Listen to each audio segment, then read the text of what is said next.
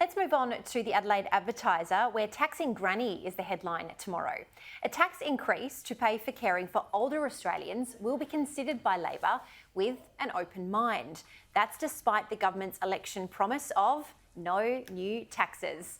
Bronwyn Bishop, I'm coming to you because you've seen all of the messaging and the campaign slogans for forevermore. The aged care minister gave an interesting speech today. She said the boomers are coming, we have to make plans for the future. The aged care system, you would not want to inherit that in a portfolio right now, would you?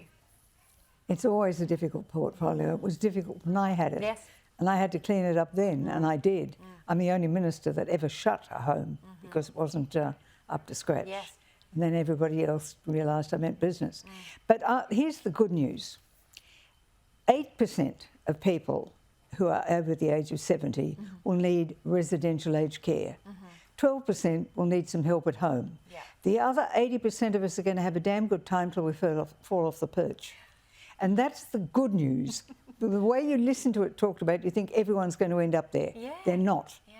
And the long and the short of it is that the government is going to have to make up its mind whether it is going to run an aged care home for residential care, which is a home for people where you have musical activities, recreational activities, where you are having to create a home-like situation, Yes. or whether you're trying to run sort of level C hospital, where it's based on nursing and attending to needs, but without a life of what is a home. So depending on what they decide, well, a lot of that will depend on where the funding goes and where it comes from. It's always a difficult question. I think it's now about 1.3% of GDP.